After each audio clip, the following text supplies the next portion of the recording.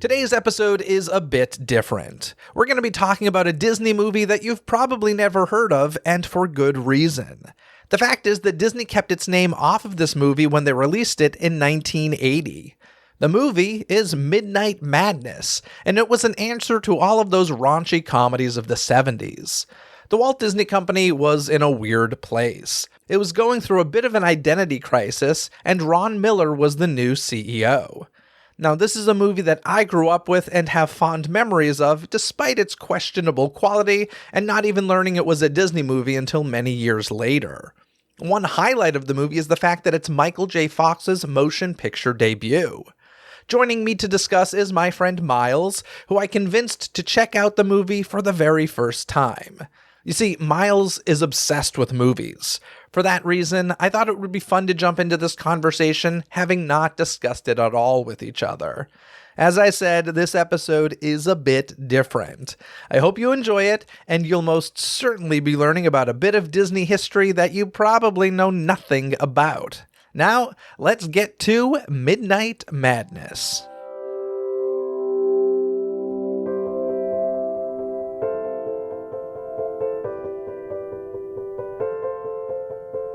Grab some popcorn and silence your cell phones, 'cause it's time for the Disney Movie Review.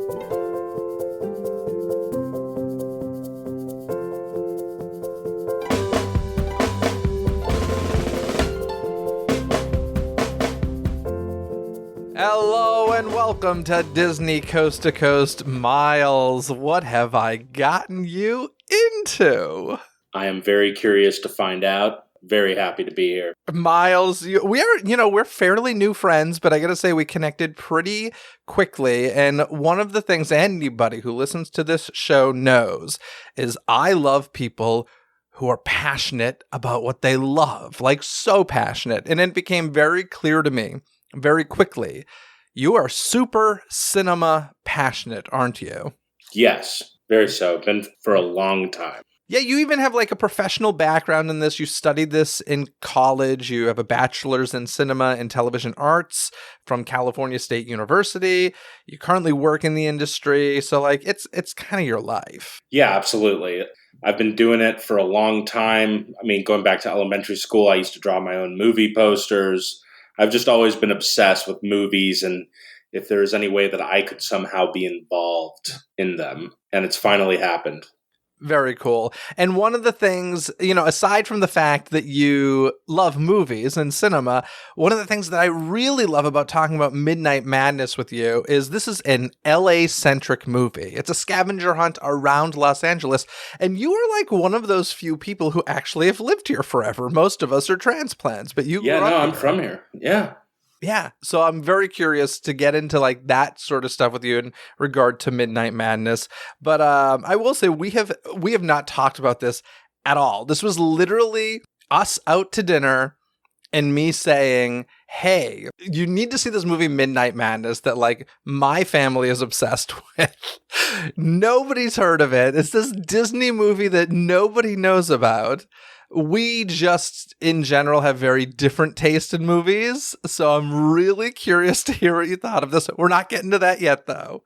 First, I want to read what D23.com, Disney's official fan club website, has to say about Midnight Madness, because they describe it in this way. They call it a genius grad student organizes an all-night treasure hunt in which 5 rival teams composed of colorful oddballs furiously match wits with one another while trying to locate and decipher various cryptic clues planted ingeniously around Los Angeles.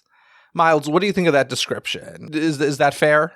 Yeah, and it's very confident, ingenious. Genius is used a whole bunch there. And I think it is pretty elaborate what this genius was able to pull off. Yeah, so I'm going to assume that most people listen to this have never seen Midnight Madness. I think that's okay. This will, we'll have some spoilers in here. We're not going to ruin the end as to who wins the scavenger hunt or anything. There will be some spoilers though. We're going to be talking about the movie, and perhaps by the end of this, you will decide whether or not you want to watch Midnight Madness for yourself. This is the moment though. I just want to know overall, as you were sitting there watching Midnight Madness, were you cursing me or laughing your butt off, or both? I did not like this movie. Nothing about it? You know what? Sometimes when they would figure out a clue and pull through the scavenger hunt, I found myself one of the couple of times during this movie where I kind of was all of a sudden enjoying it was when they were at Griffith Park looking through the telescope and they see the stars, or they know where to look. That part I all of a sudden realized, like, oh my God, I'm actually intrigued in this moment. The story is moving forward, and then all obnoxious stuff ensues. Other groups coming in, but overall, yeah, I mean, I like the overall idea. It's kind of fun, like the scavenger hunt. I see how it works as a screenplay, like the structure of a screenplay. And I even know, like, one of the writer-directors, he came up with the story to The Faculty, which is a movie I actually really like. And I don't. I'm telling that's the horror movie, right? Yeah. I actually really don't like that movie. Yeah, that discovered Josh Hartnett, pretty much. We have such opposite taste. It's hilarious to me. This is so funny. Okay, this is going to be fun. I do want to, but we'll jump into more details, but the film did undergo 4 title changes during production. It was called The All-Night Treasure Hunt, The Ultimate Game, The Great All-Nighter, and finally, the final title, Midnight Madness, which proved to be most popular in audience research tests. I like the title.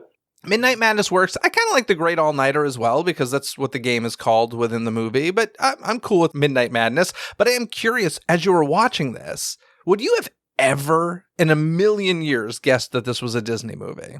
Not in a million years. I would think it's more like whoever did Meatballs with, I think it'd more be a John Landis movie. And I know some of these actors went on to work with John Landis. But the idea of this being Disney it's a real perplexity, to say the least. It's pretty like dated in its humor. It's like it's incredibly mean-spirited, like really bad. Like that movie hates fat people. Hates fat people, hates ugly people. It hates fat people. It hates ugly nerds with teeth. It doesn't have the best view of women. All this. And hey, look. I am cool with mean-spirited humor. I enjoy some but like funny is funny. And if it's not, if mean-spirited humor isn't funny, then all that's left is just mean-spirited. And I just think of the whole time, like someone's going, every time we see the fat guy, I need him to like overwhelmingly gram a handful of candy and not just shove it into his mouth, but I want it to go all over the floor. So you really just hate him. It's vile and disgusting, pig-like behavior. And also the cackling twins, like what the it's like, yeah, I don't know. Like I feel like whoever made this movie was angry. And they the main fat character there, the obese guy, he broke a lot of stuff in this movie. Yeah. Like he constantly is throwing crap and destroying stuff. He had just anger management issues with this character, so yeah, it's funny. And that actor actually passed away from diabetes in his early 60s. Yeah, just a few years ago, right? 2017, I think. Yeah. I actually remember hearing about that, like when it happened, and being kind of sad because of Midnight Madness. Like this movie, I'm telling you, I have a soft spot. And I'll explain why, like, I got into this movie, how I discovered it in a second. But just touching on the whole Disney thing. When this film was released, like, the Disney name was not on it at all. Now, it was kind of done with the hope that it would reach teenagers and young adults, which in 1980, it was like very uncool for teenagers and young adults to see anything Disney. Like, we kind of forget that these days, especially with Disney owning everything like Lucasfilm and Marvel and such. Like, there's not a single age group or demographic that isn't touched by Disney in some way, shape, or form. We accept that everybody loves Disney in some way, or at least a branch of it. In 1980, not so much. It was like Disney's for kids, even the parks. It was a place for kids. It wasn't for teenagers. It wasn't cool. And for that reason, it doesn't say Disney anywhere on it, which I think is kind of interesting. Yeah, definitely. And I did hear that they were trying to appeal to more of a teenage demographic. And I think at that point, that might have been around the same time or maybe right before Fox and the Hound. I don't think the 70s wasn't the best for Disney as far as cartoons, Yeah, and it wasn't, I mean, they didn't really hit with animated films until 89 really was the big one with Little Yeah. Mermaid. So 1980 was definitely a slump for the Walt Disney Company. And now, listen, I was introduced to this film because of HBO. And I have older siblings. 1980, actually, I wasn't even born in 1980. So, like, I was very, very young the first time I saw this because of older sisters. And admittedly, there is some nostalgia to this film for me. But I also just love this idea of an overnight scavenger hunt in LA is like so much fun. And now that I've been like kind of diving deep into this, like some of the shooting locations are like down the street from me. One of the shots is a bridge that I drive over almost daily. Like it's kind of wild. Yeah. And yeah, it's very fun. But HBO is really the reason that it's kind of garnered a cult classic following, but at the same time, I'm going to guess 90% of people listening to this podcast have never heard the title Midnight Madness, and so I kind of just wanted to have some fun today. Yeah, and I've seen a lot of movies. I never heard about it until you mentioned it. Yeah, it is inappropriate, but it can be hilarious, and when you find out that Disney made it, it just kind of makes it funnier, in my opinion. It's just like, holy crap, like Disney was confused at this point. It was kind of Disney's answer to the raunchy comedies of the 70s, even though this one was rated PG, which actually this was only the second Disney film not to get a G rating. The first was The Black Hole.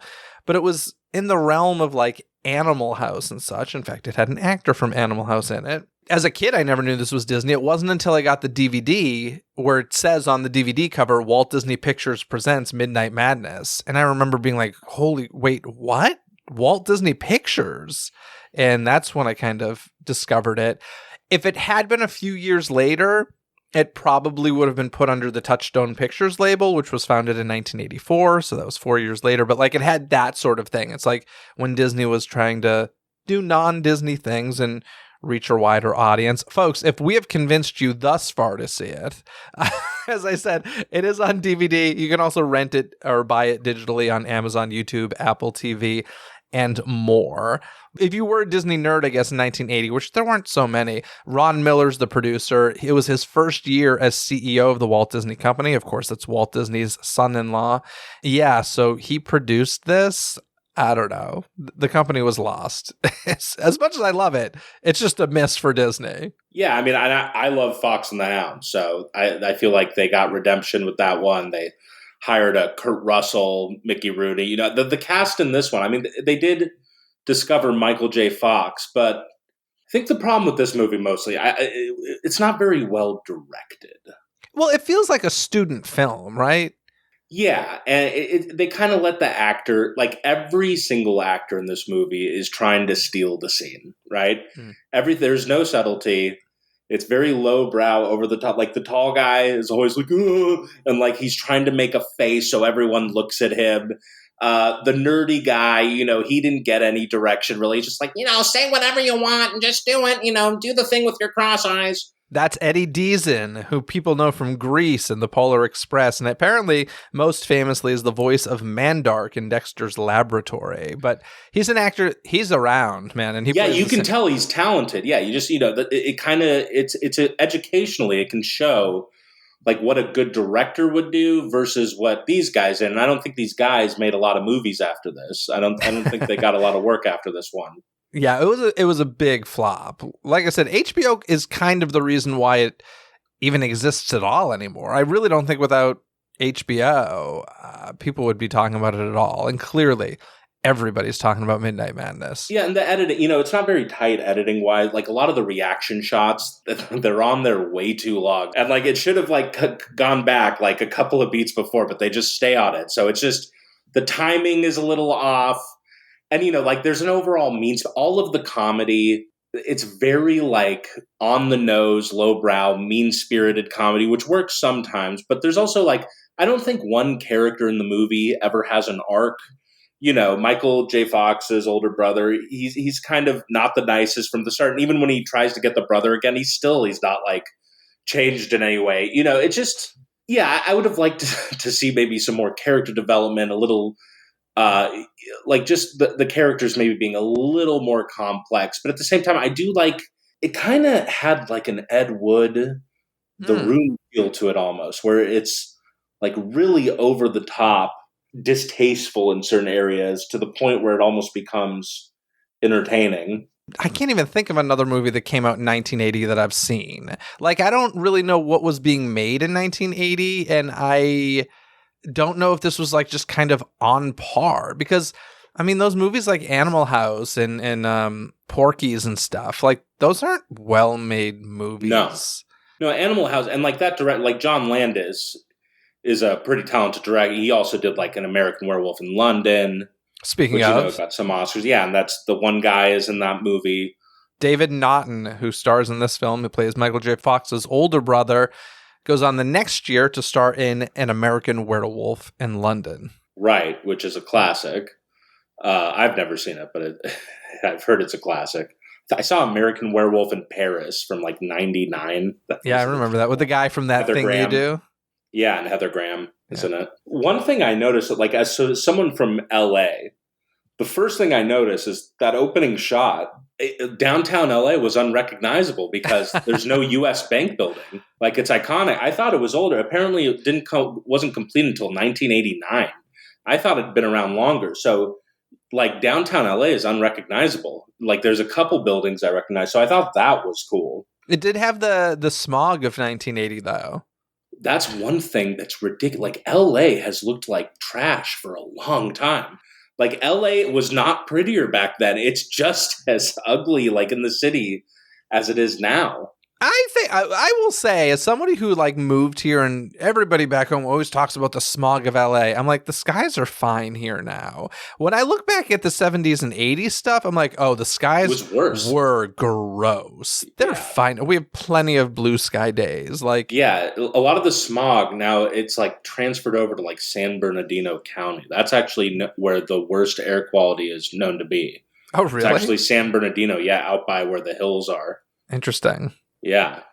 Some of the other cast in this movie I want to touch on. As we said, Stephen Furst stars in he's the larger gentleman in the film. He was also he was also in Animal House, and I think that was probably deliberate, right? It was like very much like, this is the type of movie we want to make. People will recognize him. It's not John Belushi, so we can afford him.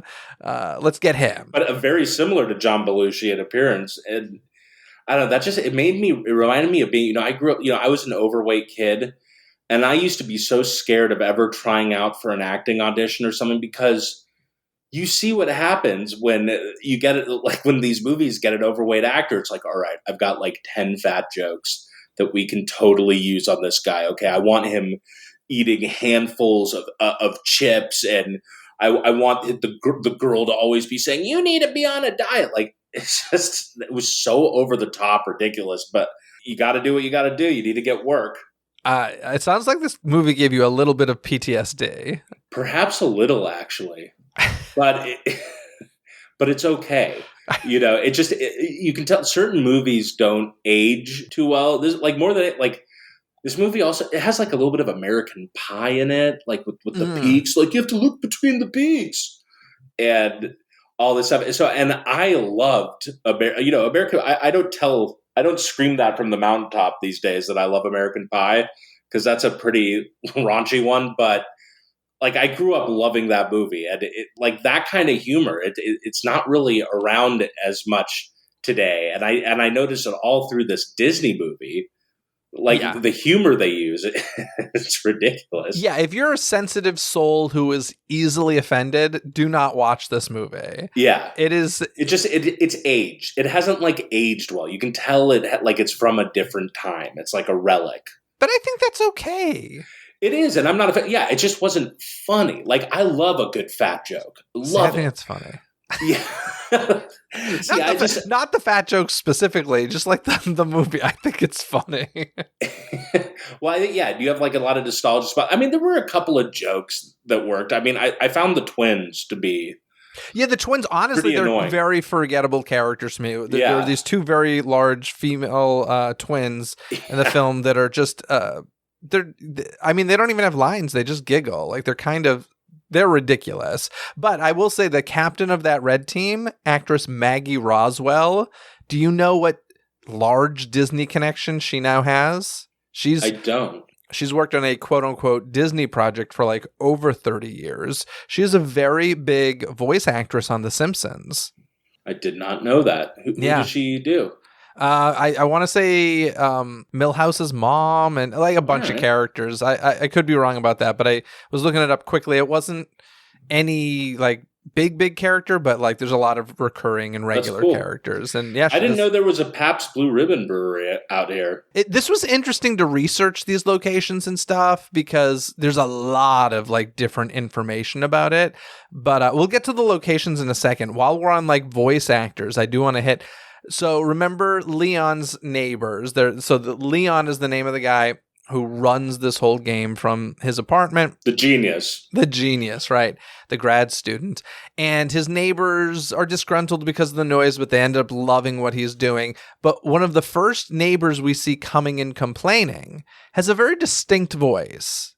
Did you recognize that voice? Very famous Disney character. I did not. The actor's name is John Fiedler. And it was the voice of Piglet up until his death. When I say that, do you hear it now? Yes. I mean, that is a very distinctive voice. Yeah. That is interesting. Piglet stars in this raunchy Midnight Madness movie. But yeah. And he's one of the neighbors who initially complains. Yeah. Yeah, see, by the end, I mean, the whole room is full of different neighbors. I started to lose track a bit. Let's start at the very, very beginning. Actually, you started at the way beginning with that opening shot of downtown LA. But immediately after that, it goes into what I think is an epic theme song. Yeah, and I even like the transition, how all of a sudden it goes to nighttime and it says Midnight Madness. I'm a big fan of like good, unique opening title sequences. Mm-hmm. And that actually was a really good one. Like the movie went downhill from there, but I really did like the opening title sequence. I thought it was very creative. You're like, there is hope. Oh my goodness. Yeah, I was sitting back. I was like, all right, it's time to watch a movie. This is great. Just curious, did your fiance watch this with you? No. So we're dog sitting right now and we're not in our place. So I decided to watch it on my computer so I wouldn't have to mess with their Prime account or anything. Gotcha. What did you think of this opening? Like, it's kind of like a TV theme song more than anything. It's just this long opening musical sequence. Yeah, it was fun. And, I liked seeing Occidental College, the girls on skates. It was all very retro throwback. I was very charmed by the drive-in restaurant until all of a sudden the guy throws his shake on the ground and causes complete destruction. And grabs a handful of French fries to shove his face. Because the movie hates fat people. And so, he like makes the girl cry because he's such a pig, like not only with food, but with how he treats people. And all of a sudden I was like, okay, all right. So, so this is where what is the motivation here? Okay. So he's a spoiled brat. It's fat, spoiled, inhumane person. And I know this is family friendly or else I could throw in a couple more adjectives, but yeah. Like all of a sudden I was like, oh, okay, this is like an angry interpretation of this guy. So this theme song, what we see is these two girls, as you mentioned, are roller skating around college campuses and such and giving these invitations to the game to these characters we have not really met yet. But as you mentioned, Occidental College was used as the location for a lot of this. Did you happen to notice another location that was used? Because I can remember obviously as a kid, I didn't recognize this, but years later after visiting this place, I was like, holy crap, this is Midnight Madness. Do you have any idea? Are you talking about in that sequence? Yeah, in that opening sequence. They're roller skating by these very distinct kind of like Pepto-Bismol pink buildings with a distinct design and distinct shades. And it is the Walt Disney Studios lot. It is the animation building, the original animation building of the Walt Disney Studios lot. And I'll never forget, like, when I connected the fact that this was a Disney movie and then, like, saw it again, I was like, holy crap, this is the Disney lot. This is like, I'm like, that's Dopey Drive that they're roller skating down, So, like, I don't know. That was wild to me. You'll see that on a lot of TV shows and stuff. The Walt Disney Studios lot is often used as schools and college campuses because it is very much a campus feel. But yeah, that always cracks me up that it was shot right there. As I mentioned, it was produced by Ron Miller, the then CEO of the Walt Disney Company. We see his name flash up on the screen. Do you happen to remember where Leon, the game controller, lived? Hollywood Tower looks just as bad as it does now, but like, which I like though, in a way that's like, I love the grittiness of LA, and that is a perfect example of what I like. Actually, I like it. Just reminds me of like the 40s or something, with some Hollywood actress who from the silent era who no longer gets work, so she just drinks vodka in one of those rooms or something. I like those old Hollywood hotels. And of course, the Hollywood Tower was inspiration for the Hollywood Tower Hotel, known by Disney fans from the Twilight Zone Tower of Terror attraction in the parks. After Leon's apartment, we go to the Griffith Observatory. That is the first stop here. I mean, this is a place that everybody, if you come to LA to visit, it's like kind of on everybody's list, right? And even if you live anywhere in the city, in the Hollywood area, you most likely can see it from where you are. I mean, it looks like a Greek palace sitting on top of the Hollywood Hills. It is a beautiful landmark. Back when I was good about like working out and stuff, I would hike up there like almost every weekend. I had a group of friends and we used to just hike up, and you start in the bottom of Griffith Park and hike all the way up. And it's cool, kind of like Final Destination. Of course, made famous in Rebel Without a Cause, but also can be seen in Disney's The Rocketeer in 1991. My fiance loves that one. The Rocketeer? Yeah. Yeah, this is where the namesake character attempts to rescue the heroine, Jenny. So, little Disney connection there for you. We also, a fun little thing that pops up. Now that I know Disney made it, it's always fun when I see like a little Disney reference on screen. We do see Mickey Mouse's star. All over the thing. Yeah. And you see a cartoon of him too. When is the cartoon shown? Is it in the apartment? It's in the background somewhere. I remember saying, I mean, there's the star, but yes, you see in one of the shots, it's an interior shot. There's a drawing, there's an illustration of Mickey Mouse hanging up in some room. Yeah. Oh, interesting. I don't remember seeing that. I do remember in the LAX, we see it in the store. In LAX, we see Mickey Mouse. Yeah, that's probably what I'm thinking. I said it's an interior shot. Yeah, I think it is at LAX. Gotcha. Yeah, I mean, I like all the clues and stuff. Like, I like it. The structure of it, the idea, the story, it's all execution stuff. The overall story, I think like a better version of this film is probably Rat Race. Have you ever seen Rat Race? A Rat Race I can remember seeing in theaters and laughing my butt It's hysterical, off. Yeah. And that has tons of mean-spirited humor in it that just works. John Lovitz is brilliant in Rat Race. He's brilliant in everything. I love John Lovitz. Oh, he's so good in Rat Race. Yeah, I do. I think I saw it in New York City. I think it was, I do remember seeing it and just like truly being blown away by Rat Race and thinking this is one of the greatest movies. It's a very good comedy. Yeah, it's that same sort of zany thing, except the prize is a trophy versus like whatever how much money was it in Rat Race? About degenerate gambling. I forget. It's like $500,000 or something, or $1 million. But yeah, like it's John Cleese is kind of the genius instead of this college student dude. It's John Cleese who has credibility. It's a concept that's been done long before. It's a mad world, and it's just a fun concept. But in any case, as I was saying, the Mickey Mouse Hollywood Walk of Fame stars scene. And for a moment, you can see it's the nerds who find it. And they're in front of the famous Chinese theater in Hollywood.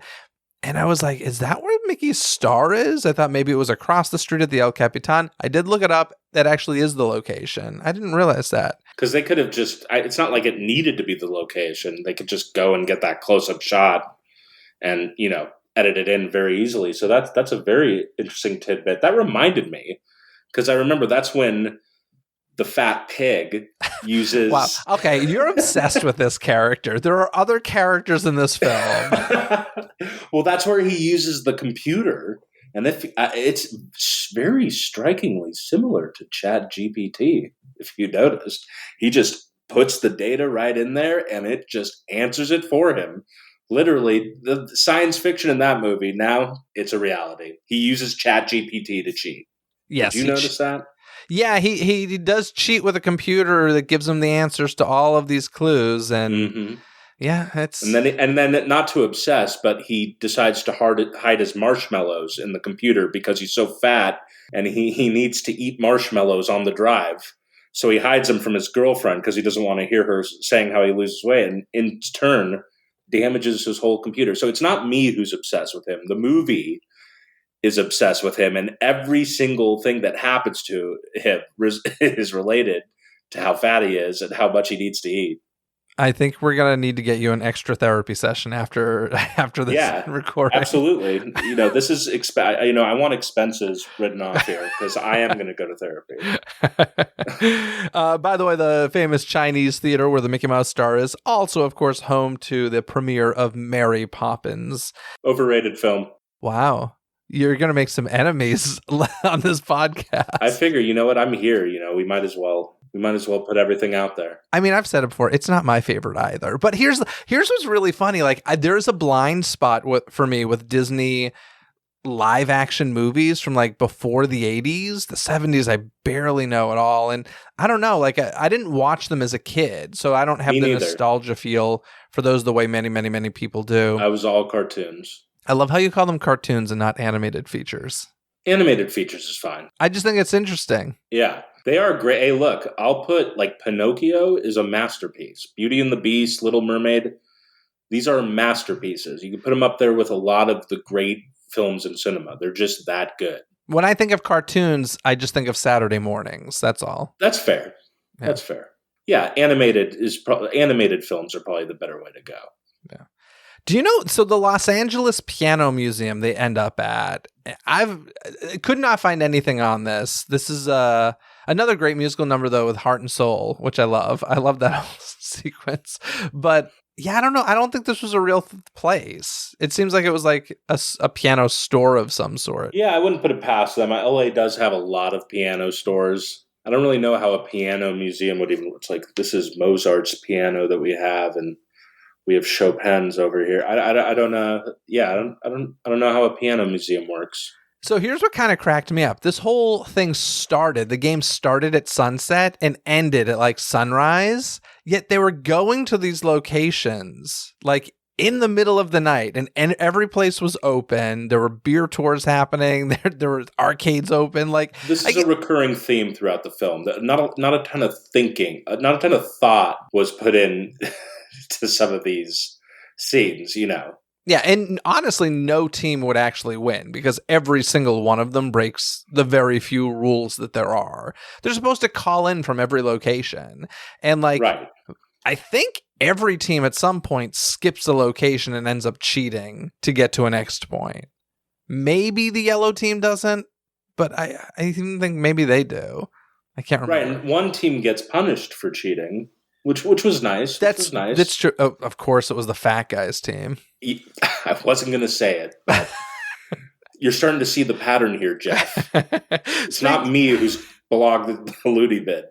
We're so close to a Fat Boy location, speaking of Johnny's Fat Boys Burgers. Before we get there, though, you mentioned the Pabst Blue Ribbon Brewery. Oh, yeah. I looked into this. It seemed like Pabst Blue Ribbon does have some history here, but the brewery, interestingly, where this was shot, so before it was a brewery, it was something else, but now, since 1989, it's become art studios, and they have these art walks there like twice a year. And I actually go to them because I have a friend that lives there, and I was just surprised. I just did some research on the locations because I just love locations, and this being LA, I was like, oh, and apparently it was like that brewery. It's called The Brewery, and it's just all art studios now. And that's what they used for the exterior, at least, of the Pabst Blue Ribbon Brewery in Midnight Madness. That's cool. And downtown LA is a lot better today than it was when Midnight Madness came out. Downtown LA, it's very rough. There's a lot of homeless, but some of the best restaurants, like you said, art studios, museums, breweries. Downtown LA is full of like hidden gems. There's tons of stuff to do there. It's a little rough, but a lot of great stuff in downtown LA. It's definitely a cultural mecca. Yeah, it's not a place I would go to like hang. Like I have to go for a very specific reason. Well, have you ever gone to like Grand Central Market for some food? Yeah. Yeah, and then like they have like right across the street from there is this great restaurant called Macaroni Republic. I think it's still there. And the Broad is down there. Walt Disney Concert Hall. Yep. Walt Disney Concert Hall, all that. I really like the Broadway there. They have some Yeah. beautiful, beautiful, beautiful old theaters that sadly are barely used. But whenever the chance to go see something there arrives, they're really stunning theaters. Some of them are, turned into Apple stores and stuff, sadly. But the ones that still exist, I'm rooting for. And downtown LA is very weird to me. And I will say, it's the one like major city you can go into on a weekend morning and it feels like you're in the Twilight Zone because like nobody's out. It's very strange. And it costs a fortune to get an apartment out there too. Yeah. Even right by Skid Row. It doesn't matter. It's a fortune. I'm a suburb boy through and through. Keep me in the suburbs. Me too. And I Ubered for a while back in the day, and downtown LA and Santa Monica were the two worst places to go to. I literally just came from Santa Monica and I was just like, oh, every time I go to Santa Monica, I'm like, I remember why I don't like it here. Yeah, pedestrians control Santa Monica. You're not making a right turn anywhere. I tell friends that moved to Santa Monica, I'm like, literally, I'd see you more often if you lived in Las Vegas. Like, yeah, I'm not coming here. Totally. Yeah, from Burbank, not happening. Anywho, back to Midnight Madness. Johnny's Fat Boy Burgers. Well, I actually thought that this was a play on Bob's Big Boy. Me too. Apparently Johnny's, there's a place called Johnny's Broiler with that exact cartoon.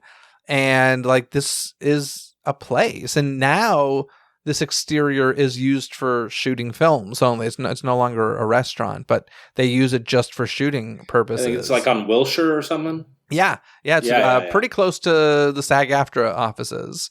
And I was kind of surprised. I really thought it was a completely made up thing, but this is where the big the big look between the giant melons, a classic sort of that's cheap humor.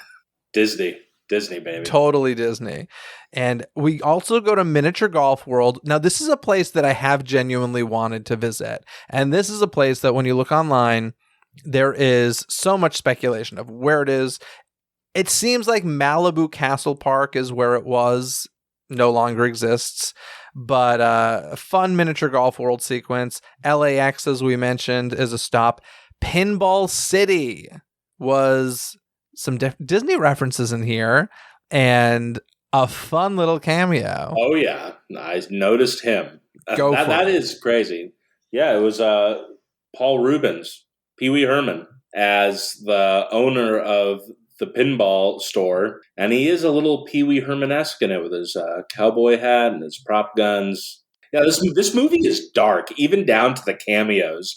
It's like there's this cameo of Pee Wee Herman, and he's running a pinball factory. Michael J. Fox he looks so young in it. He's 17. I heard he was like 18 because they needed him to shoot at night. I read 17. I think he was, I don't know, who knows, but 17 or 18, he's a baby.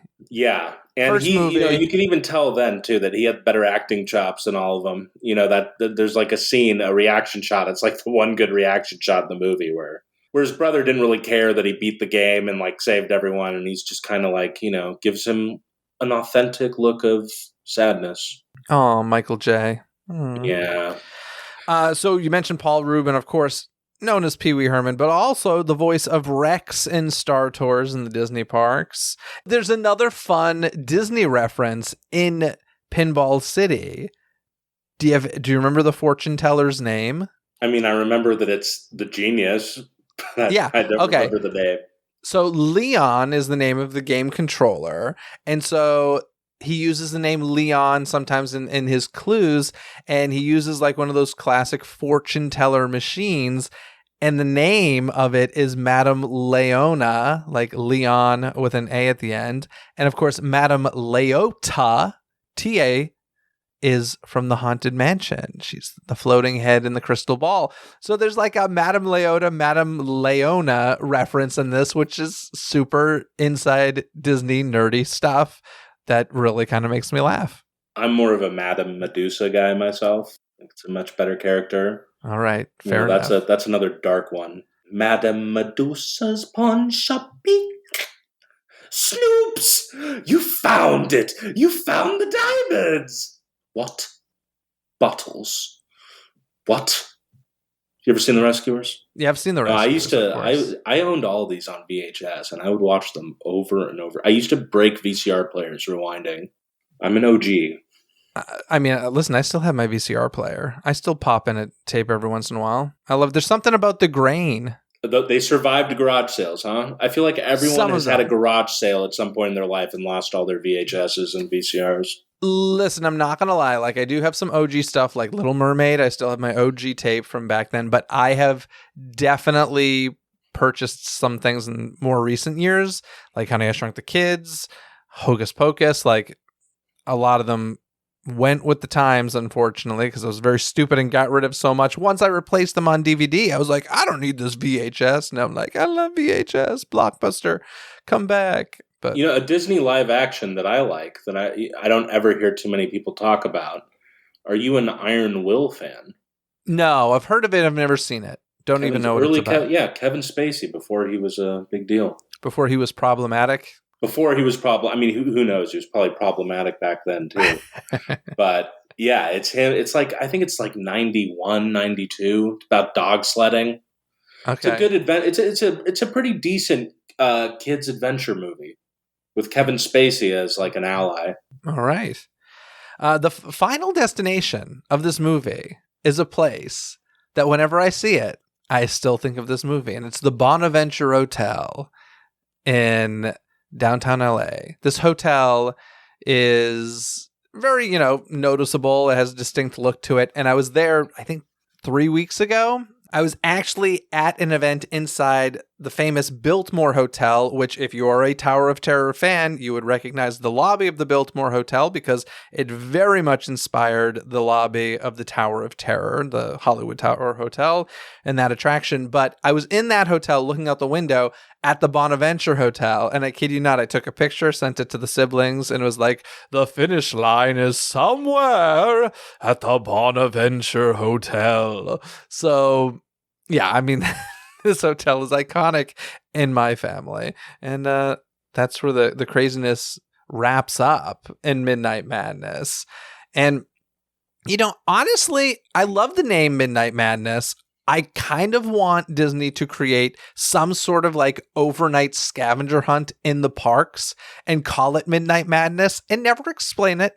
They don't need to explain why it has that name, but for those of us who get it, and for those of you listening who would now get it, you will feel like you're in the know for something amazing. Yeah, and it does sound like an awesome theme park attraction, like Midnight Madness, come after dark. Like that would be way cool.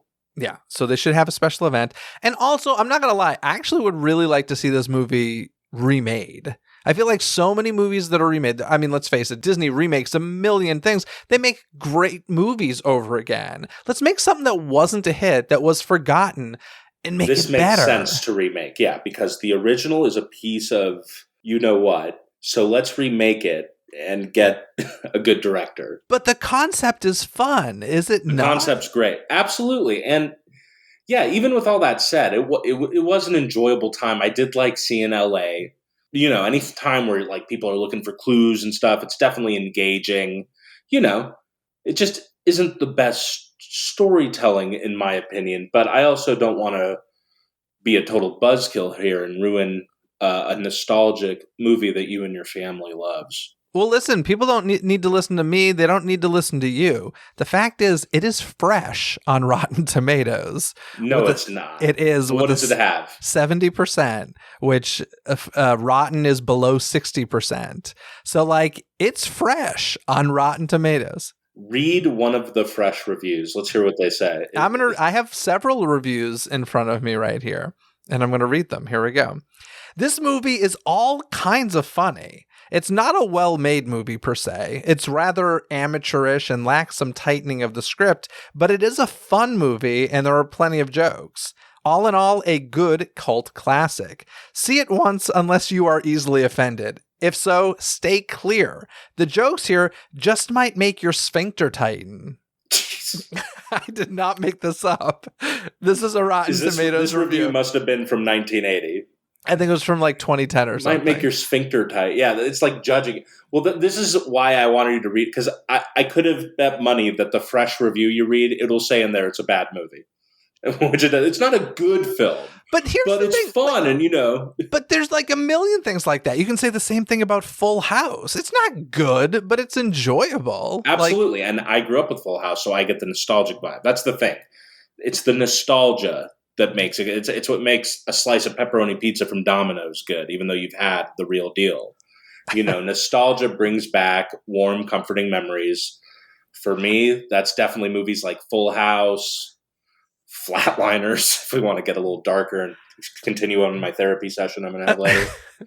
Listen, I don't want to discourage people from watching this, though. I really hope somebody listens to this and checks it out. Listen, if you're a Michael J. Fox fan, this is the debut of Michael J. Fox, and he looks like a child in it, and he does a very good job. If you're into The Faculty, the guy who wrote the story, co-directed and wrote this movie. So there are some off-the-wall moments that are reminiscent of The Faculty. If you want to see some old school Los Angeles, check it out. Yeah, if you exactly. if you want to hear a kick, oh my god.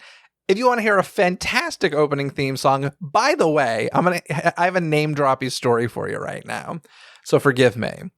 Back in the day when I was working on the Warner Brothers Studios lot, I went to Conan O'Brien's office daily, and I would often chat with Andy Richter, who, was Conan's sidekick. Very, very nice guy. Honestly, love the man. And he did this thing where he would always bring me his Netflix late. Like he'd be running like, oh, hold on a second. And he'd come bring me his Netflix disc back in the days where we mailed discs back and forth. And the deal was if he didn't get it to me on time and he had to chase me down with it, I said, you have to tell me what you saw and give me a review. And so one day this happens and I'm like, what'd you watch? And he goes, I saw this movie, Midnight Madness. I was like, oh my God. And I start singing the theme song and he's like, you know this movie? I'm like, I love this movie. He's like, oh, it's so bad. I was like, but that's why it's so good. Thank you for the vindication. Okay, you just vindicated me. See, I don't need a therapist. Andy Richter agrees with me, Jeff. I'm not saying it's because of your thoughts on the movie. I'm saying it's the fat phobic stuff. Oh, I'm sure Andy Richter loved all the fat shaming. Maybe that's why he was so upset. No, it was very funny though. When he said Midnight Madness, whenever I come across somebody that knows of this movie, I'm always just overjoyed. Whether they like it or not, I'm just like, it's awesome because it's so random. So hey, random. Listen, I'll be honest. I did not like watching heavyweights as a kid. I do like heavyweights now. Okay. Well, but yeah. So maybe you have a point there too, Jeff. Yeah, maybe there is some PTSD, as you so sensitively put it. Oh, Jesus. Are you ready for another Rotten Tomatoes review? Yes, let's hear this. Okay, an 80s movie that's reminiscent of Rat Race and dates itself tremendously at every turn. It's so full of stereotypes of every kind. The nerds, the Bingo. sorority girls, jocks, the do-good hero, and the slackers all compete in a game of clues that take them all over Los Angeles. Entirely too long for my taste, but there are moments of solid gold amongst the pile of crap. Is that another fresh review? I don't know. I didn't realize that you could read fresh or I didn't realize that when you wrote a review, you chose fresh or rotten. Yeah, that's how Rotten Tomatoes work. First you choose fresh or rotten. And that's why it's good to read some of the particular reviews, because there are some movies that are amazing that have in the 60%, 70%, but you read the review and it's more it's divisive rather than it's just meh. This one is kind of like the guy said, it's stereotypical, a lot of it, they're all stereotypes as opposed to archetypes. There's not a ton of depth there. And so and that keeps it from being super funny. Let's say something like Blazing Saddles does, where the metaphors are more archetypal and they make things more at a larger scale as opposed to reducing everything, being reductive. Here's another review for you. If HBO hadn't come on full force in the 1980s, this movie, which was panned by critics and bombed at the box office, would have gone into obscurity. But the countless airings in the first half of the 1980s on HBO made it a cult classic. It's a Disney movie, and that's somewhat why it's so bad production-wise. This was Disney's attempt at an older market. Those Kurt Russell college comedies were very lame, and this has the look and feel of one. Disney distanced itself from the movie in an attempt to get more people in the theater. It didn't help. Nowadays, it's pretty tame compared to 30 years ago. It's cheesy and campy, but that's what makes it so good. Yes, the movie is a collection of stereotypes and silly, corny jokes, but it's also a kid's movie, and sometimes that can be forgivable. So these reviews are weird, right? Like, they all point out this isn't great. This isn't art. But damn me if I didn't have a good time watching it. And that's fine. Look, and that's what's subjective. Sometimes, there's a lot of crappy pop songs that I like. I just do. They just hit me the right way, and there's some crappy like action movies and stuff that just comfort me for some reason. And there's totally nothing wrong with it. So yeah, it's just so weird to think that this movie is PG, because at the time there was no PG-13 and it wasn't bad enough to be R. Right. So like, this ain't like a movie for a 10-year-old. I mean, a 10-year-old could watch. There's some adult humor in this for sure. Kids will get this movie more.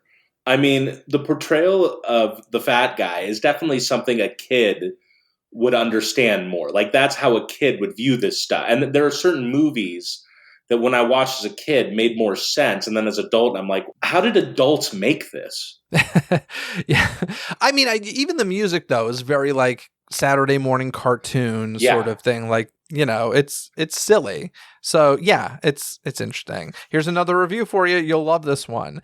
I don't care about whatever sentimental value this may hold. This movie blows.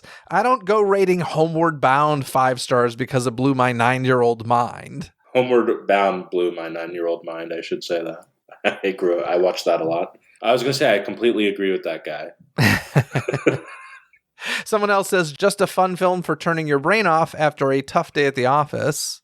I mean, fair enough. See, I couldn't turn my brain off. I knew it was an opportunity. I get to come on your awesome podcast. I had to be focused. I had to write my notes. I had to my suffering had to be raw on this one. I needed to really analyze this film. Here's the final review I will read. Bad movie, bad acting, bad and overused concept equals awesome time. Some movies just are fagabeefy to me. Now, if you haven't seen the movie, you have no idea what fagabeefy means. That is a famous part of the movie, actually. That is that is probably the most famous line of the movie. The tall guy is my least favorite person in the movie because that actor came off very desperate to me. Like, he really needed to be noticed in every scene. And that takes me out of the movie. I start thinking about that. Okay, this actor really thought this was his opportunity to get out there and be seen by some of these execs. All I'll say is I want to wear a t-shirt that says fagabeefy across it to Disneyland, and I want them to be like, sir, you're going to need to change out of that. And I'm going to say, this is a quote from a Disney film. Fagabeefy. You're like me. You like confrontation. You're waiting for that confrontation so you can have it. I'm the same way. Oh, man. Listen, Miles, thank you for, I guess, suffering through this film for yourself. I loved the assignment. I'll do this with any Disney movie you like. There's actually plenty of Disney movies I do like, but I'll watch it. I'll watch anything if you want to never do it again. This was fun. You now know what Midnight Madness is. If anybody ever brings it up to you, you can say, I have seen it. Yeah. I'm aware of it. I'm adding this to my 6 Degrees to Kevin Bacon game. Now I know Michael J. Fox is in Midnight Madness. Listen, if you're an MJ fan, MJ Fox, I should say, not the Michael Jackson one. If you're a Michael J. Fox fan, you should 100% see this movie. I really think people listening should watch this movie, and feel free to write me in or listen. Leave your thoughts on the DCTC hotline. Leave a voicemail. I'll play it on the show, even if you curse me out for making you watch it. It's fine. I think it's a stupid, fun movie. but you may get offended at some points, which is look, fine. If you hate alcoholics and you want to see a portrayal of an alcoholic just like jumping into a vat of beer, or if you find fat people annoying and you want to see them just shove stuff in their face, this is the film for you. It is. If you're angry, I want you to watch this film. I want you to go on Rotten Tomatoes and leave that exact review. That's what I want. That's brilliant. Miles, thank you so much for coming on the show and having some silly fun with me with this one. This was a hoot. This was an unbelievable experience. I really enjoyed just watching this film and talking about it. It's one of my favorite things to do. Very passionate about movies, Disney, and this was a lot of fun. Thanks for tuning into this episode. Don't miss any future episodes by subscribing and following Dizney with a Z, coast to coast on your favorite podcast app, where episodes are available 24/7.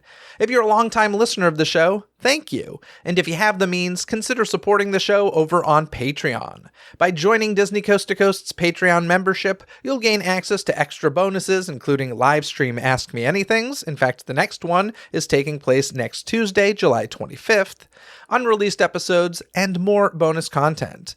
Take a look at all that's available by clicking the Patreon link in this episode's description, and thank you for considering.